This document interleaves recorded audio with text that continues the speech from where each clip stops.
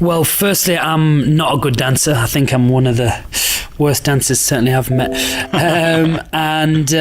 However, on ice, even though it is very, very difficult, it helps if you're able to dance, obviously. However, it never held me back that I wasn't able to dance. So, in this show, Joseph, I have a little bit of choreography to do. However, it's very much vocally led. So.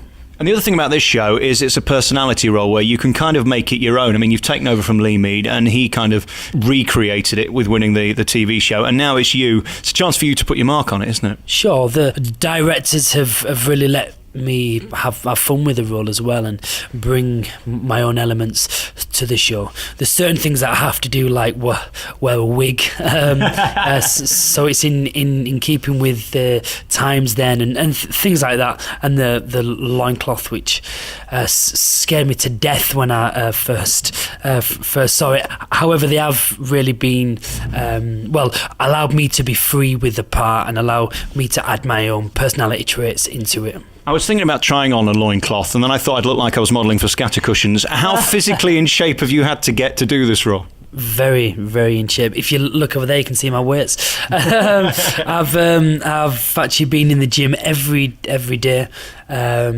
watching what I eat. And I'm happy now. I can walk around the stage in my loincloth and feel relatively comfortable. The first 5 minutes in it is always a bit awkward. However, you sort of get used to it, which is cool. I get the idea that the mums are bringing their kids for different reasons. They're kind of watching two different shows at the same time.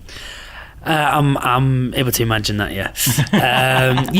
That's the great thing about the show. There's something for everyone, and whether it be, the mums loving the show for various reasons, or the kids just loving the songs, right from the music, right to the choreography, right to the show itself is there's certainly something for absolutely everybody.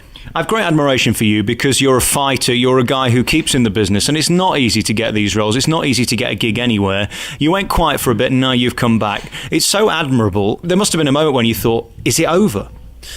I've never thought that, and I think the reason why is because of my age. I'm only 24. There's still lots of things I want to accomplish in my life, and musical theatre was certainly one of them. Joseph itself was the very reason why I began to sing. It was where I discovered my passion for music, and so it's the dream role for me. It really is. It's where I started, and I hope it's not where I finished, but music business is very different to this. It's very unpredictable in the sense that you don't know really what you're doing from day to day. There's no set routine, and I'm really looking forward to having a routine of waking up each day and knowing what I'm going to be doing. That way you can sort of you can plan your life around that. And I'm looking forward to that side of things as well, I think. And as for you being here, I'm looking at your chaise longue. I mean, you could live here. This is bigger than most flats in London, isn't it? Really?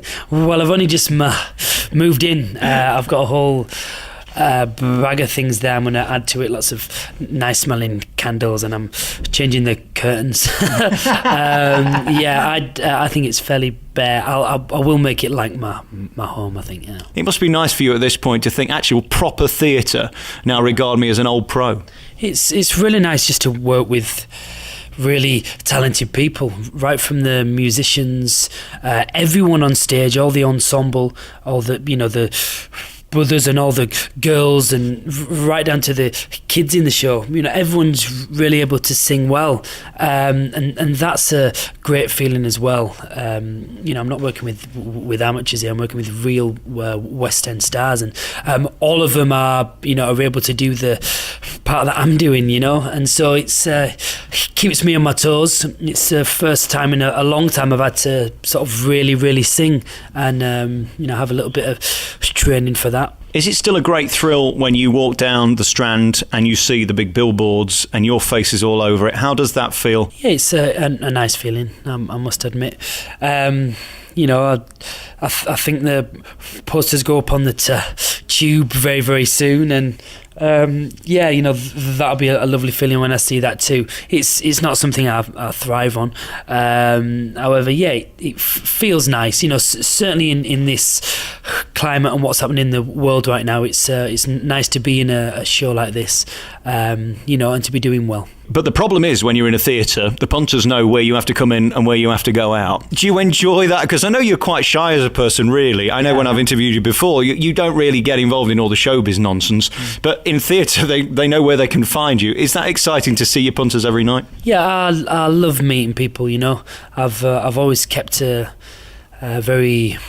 Well, I've always wanted to meet the people that put me where I am and spend time with them, you know, and I mean that. It's always lovely to see them. So there might be nights I have to escape quickly if there's other things that I'm involved in. However, most of the time I'll always try and come down to stage door and see as many of them as I can. Yeah. You know, having the opportunity to sing in front of Andrew Lloyd Webber, and you know, for him, who's written some of the most amazing music, who's worked with some of the best singers in the world, for him to say that was absolutely brilliant, you know, and we'd love to offer you the part. You know, the likes of Andrew aren't really going to have, you know, sort of anybody. So it is a nice feeling, you know, that he's picked me simply because I will be good as Joseph. Well, hopefully, yeah. How do you keep your nerves intact so it doesn't overtake your performance? I think with this show, it's the first thing I've ever really done where I've had to play a character as such. Usually when I'm on stage and I'm performing, I'm me as an artist, and everyone knows that artist. Here though, I'm playing Joseph, and I've had to read my Bible, you know, in order to get sort of into character, and you know, and so yeah, it's not really me on stage. I'm playing someone else, you know, and I think that helps.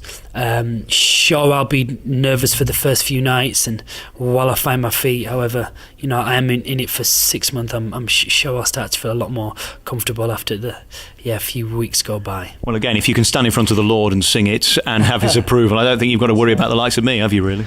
Well, no. I noticed through the entire interview, just to give a picture for those who are at home, you keep rubbing, I think they call them guns, don't they? Is this to make me feel inadequate? Is that what this is about? No. No. I don't know. I have been working out a lot. My arms and my legs are aching, in fact. That's maybe why I'm rubbing my arms, yeah. What about lads' magazines for the girls? Are you going to be now stripping off, and is this going to be like an exclusive Hello full-page spread thing? Well, now that I'm on stage every night, practically naked, the loincloth is very, very short. You can see everything, and I'm on the stage for about 90% of the show in the loincloth. So maybe, yeah, you might see me on Men's Health. Well, let's hope so. And as for the waxing and all of that, have you got to get involved in all of that business? I've had to wax my chest, yeah, which is awful. I'm a very hairy person, if I'm honest, and yeah, there was a lot of hair to get rid of. So is it just to the chest, or do you have to go all over legs and everything? Oh no, it's only my chest. Fortunately, I don't have a hairy back, so that's fine. That's a relief. And how much does that hurt on a scale of 1 to 10? Well, I have to confess, even though I say wax, I actually use something called Veet, which is a cream that you put on, leave it on for 5 to 10 minutes. It wasn't me, it was the people of Joseph have made me do it. If I wanted the part, I had to wax my chest. And how often do we have to do that then? I don't know. When I say we, I mean you. Yeah, what? Once a week maybe, and as I said before, I have to wear a wig.